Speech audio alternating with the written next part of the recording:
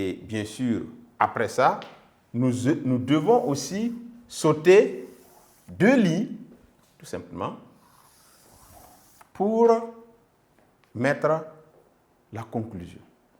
Et au niveau de la conclusion de la synthèse, ce n'est pas l'intérêt du document, parce qu'il n'y a pas eu de document, ok? Ce n'est pas l'intérêt du document, mais c'est un bilan.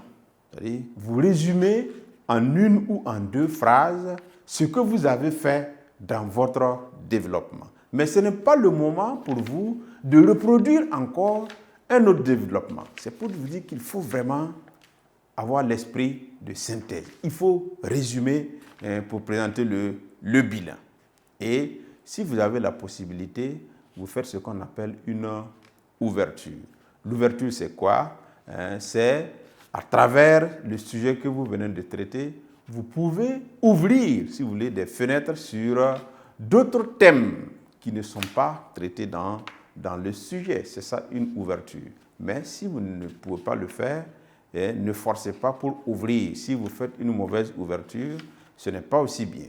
Donc, il est préférable peut-être de ne pas ouvrir que d'ouvrir mal, si on peut dire ainsi. Donc, ce qui est essentiel, c'est de refaire le bilan dans votre conclusion. Et si possible, faire une ouverture. Donc, on y va avec le bilan. Donc, le bilan du développement, tout simplement. OK? Voilà. Donc, on saute 2 lits, on respecte la linéa, d'accord? Et on conclut, d'accord? On peut dire, en conclusion, par exemple, nous pouvons dire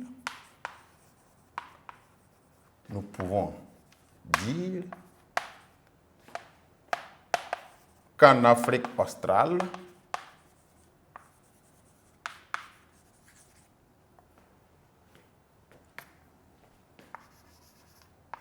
des actions de l'homme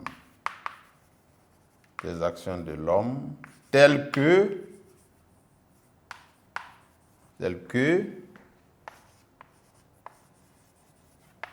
la coupe abusive du bois, l'exploitation minière,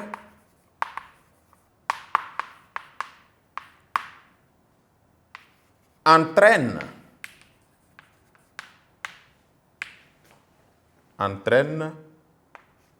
des conséquences négatives sur son milieu physique.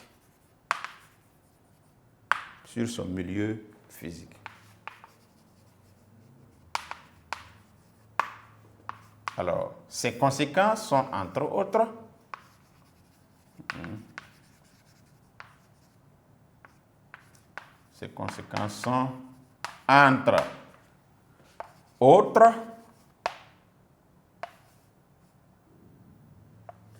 la déforestation,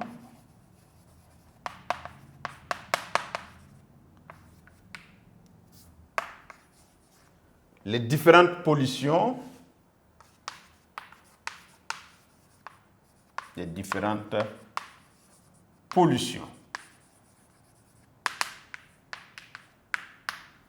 Voilà, on a dit de ne pas se donner l'occasion de faire encore un développement. Donc, il ne faut pas tout évoquer au niveau de votre conclusion. Donc, voici le petit résumé que nous avons fait sur notre développement. Donc, et nous allons essayer une ouverture. D'accord? Alors, on va ouvrir sur quoi? Est-ce qu'il n'y a pas de solution, par exemple, on peut se poser cette question, est-ce qu'il n'y a pas de solution déjà évoquée ou bien que l'homme peut entreprendre pour minimiser, si vous voulez, les effets néfastes de ses actions sur son milieu physique? On peut se poser cette question. Là, ça nous renvoie à un autre thème, notamment les solutions. Qu'est-ce que l'homme propose comme solution pour remédier aux effets néfastes de ces actions sur son milieu de vie, parce qu'il est conscient qu'il doit vivre dans un environnement sain. Donc voilà une ouverture possible. OK? On peut alors, ça c'est notre ouverture, on peut alors se poser la question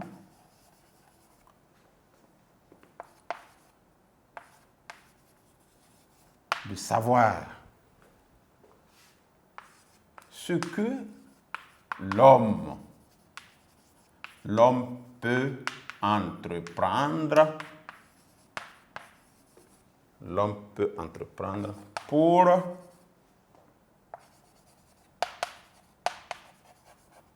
pour minimiser les effets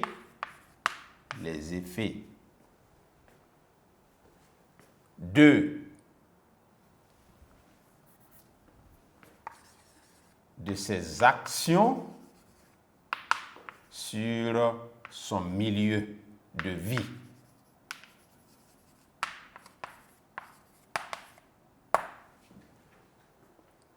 Donc, je relis le tout, ok? Alors, on avait déjà relu l'introduction. On va relire notre développement et notre conclusion pour terminer. Donc, en Afrique australe, les actions de l'homme sur l'environnement sont nombreuses. Point.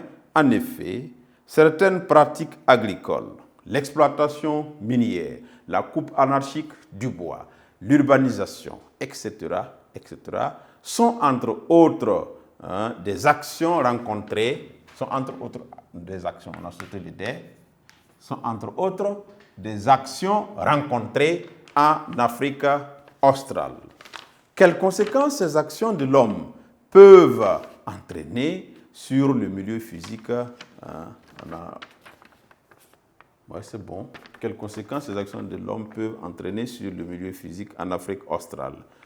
Quelles conséquences peuvent-elles? D'accord, c'est la même chose. On peut utiliser l'inversion du sujet pour pouvoir poser évidemment la question. Donc, en Afrique australe, les actions de l'homme sur l'environnement entraînent les conséquences suivantes. On a la désertification et la dégradation des terres cultivables, virgule, les différentes pollutions,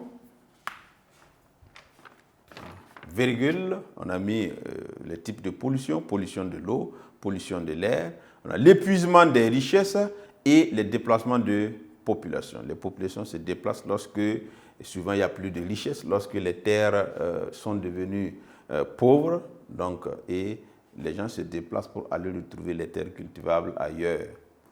Donc, en conclusion, nous pouvons dire qu'en Afrique australe, les actions de l'homme, telles que la coupe abusive du bois, l'exploitation minière, donc vous voyez qu'on n'a cité que 2 seulement pour ne pas refaire un autre développement, etc., entraînent des conséquences négatives sur son milieu physique. Ces conséquences sont entre autres la déforestation, les différentes pollutions, etc., etc. On peut alors se poser la question, on a sauté, la question de savoir. On a sauté la question. On peut alors se poser la question de savoir ce que l'homme peut entreprendre pour minimiser les effets de ses actions sur son milieu de vie. Donc, qu'est-ce que l'homme peut faire? Et ça nous conduit à un autre sujet que nous pouvons traiter, c'est-à-dire à savoir les solutions proposées pour minimiser les effets des actions de l'homme sur son milieu physique. Donc, voilà un peu ce que nous pouvons faire. Et si vous respectez cette façon de faire, évidemment, et vous allez vous y habituer, et c'est comme ça qu'on travaille en synthèse, et il faut respecter la méthodologie. Si vous ne maîtrisez pas la méthode, c'est très difficile de pouvoir le faire. Mais c'est très simple de maîtriser la méthode en respectant tout simplement les éléments qu'il faut présenter. D'accord? Donc sur ce, je vous dis merci. Je vous invite à relire et à réessayer vous-même seul, à travers des sujets que vous allez rencontrer. Vous essayez, en respectant cette méthode-là, de produire quelque chose. Et c'est à force de de faire les choses qu'on finira par les rendre faciles. Okay? C'est en forgeant, comme on le dit, qu'on deviendra forgeron. Donc, encore et vous y arriverez. Donc, on se donne rendez-vous à la séance prochaine. Je vous dis grandement merci.